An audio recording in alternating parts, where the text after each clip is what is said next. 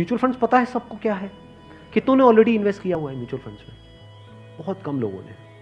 क्यों नहीं किया हमने इन्वेस्ट? पता ही नहीं सर। नंबर 1 करेक्ट इन्फॉर्मेशन नहीं है। नंबर 2 हम डरते हैं। हमें लगता है म्यूचुअल फंड भी कोई स्कीम है कि पैसा इकट्ठा किया और कल को अगर भाग गए या बंद हो गया तो पता नहीं क्या होगा। ये पैसा आपका 100% सेफ है because it is regulated by SEBI.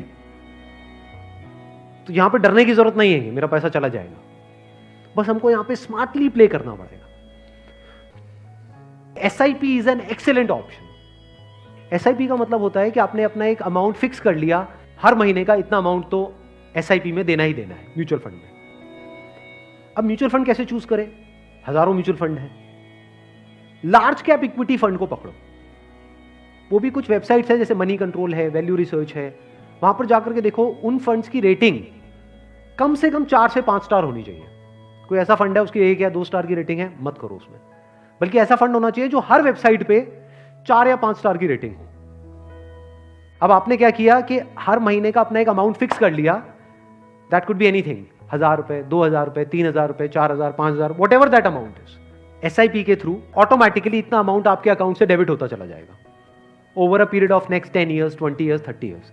अभी स्मार्ट इन्वेस्टमेंट क्यों है? एक तरफ से मैं इंश्योरेंस के लिए मना कर रहा था, इसके लिए स्मार्ट क्यों है? क्योंकि यहां पे आपका पैसा नहीं कट रहा है। जो पैसा आप लगा रहे हो पूरा का पूरा इन्वेस्ट हो रहा है। इसमें भी 2 ऑप्शन है, एक आप ब्रोकर के थ्रू जा सकते हो, एक है डायरेक्ट जा सकते हो। तो वहां पे आपका 1% और बच जाएगा।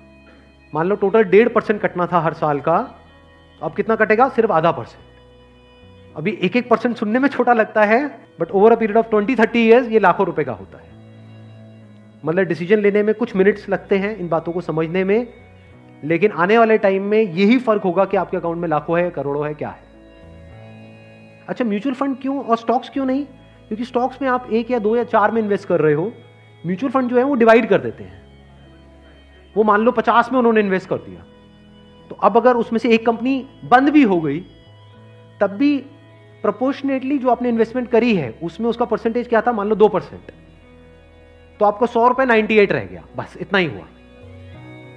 अब मार्केट में सबसे बड़ा डर लोगों को यह होता है जो म्यूचुअल फंड में नहीं इन्वेस्ट करते हैं कि कल को नीचे आ गया तो क्या होगा, क्योंकि नीचे आने की कोई लिमिट नहीं है।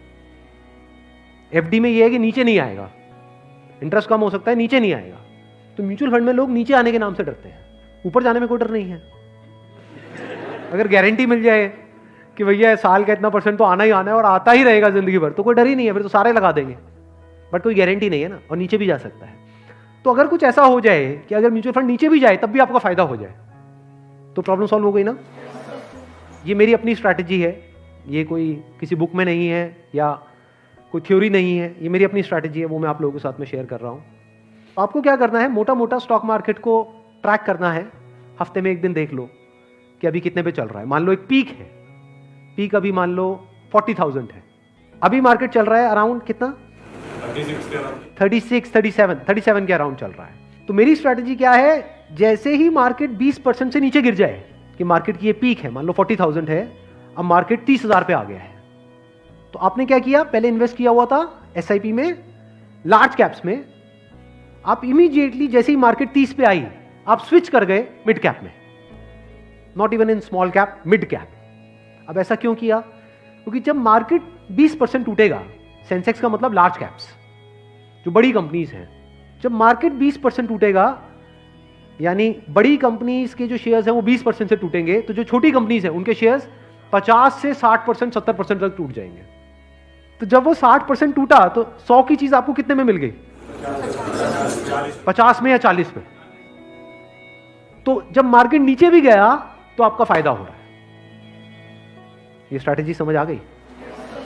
वापस से जैसे ही मार्केट जो भी लास्ट उसकी पीक थी, मान लो 40,000, उससे 20% ऊपर गया, तो मिड कैप से आप स्विच कर गए वापस से लार्ज कैप में।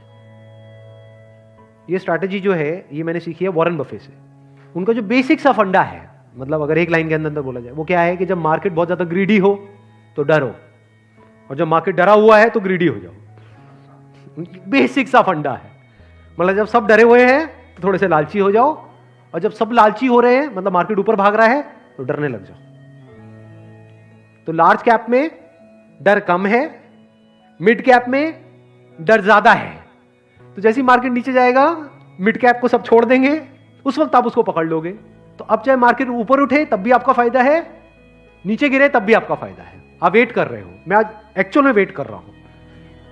लोग हैं डरते हैं, जो म्यूचुअल फंड में इन्वेस्ट करते हैं, स्टॉक्स में इन्वेस्ट करते हैं, लोग डरते हैं कि मार्केट नीचे ना आ जाए, मार्केट ऊपर। मैं वेट कर रहा हूं, जाए तो सही नीचे, समझ गए?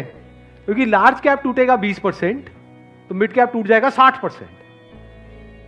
तो मेरा 100 रुपए लगा हुआ था तो 80 रह जाएगा, उस 80 को उठा करके मैं मिड कैप में डाल दूंगा, फिर आराम से बैठ जाऊंगा कुछ सालों के लिए। जैसे ही मार्केट ऊपर जाएगा, मतलब लोग लालच से तड़प रहे हैं, तब जैसे ही 20% ऊपर गया, मान लो 48,000 पे गया, मिड कैप से हट करके मैं आ जाऊंगा लार्ज कैप में, वापस से सेफ हो गया। अब जो नया पीक बन गया वो क्या बन गया? 48,000। आज की रेट में क्या है? 40,000। अब 48,000 पे 2020 चलेगा। आ गया गेम समझ में?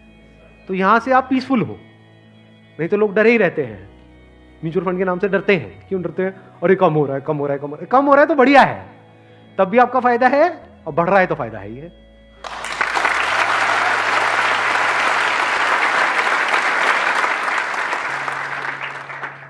समझ गए? ये बेसिक सा फंडा है, हमेशा याद रखना। मतलब मासिस की जो साइकी है उससे आप कुछ अलग करोगे तभी आपके साथ कुछ अलग होगा, नहीं तो पूरी मार्केट रो रही होगी, आप भी बैठ करके रो रहे होंगे। अरे टूट गया, टूट गया, टूट गया, टूट गया, टूट गया, अरे गिर गया, गिर गया, गिर गया, गिर गया, मैं बर्बाद हो गया, मैं बर्बाद। बर्बादी में भी आपका जश्न होगा अगर इस तरह से आप समझ पा रहे हो तो। Thank you so much.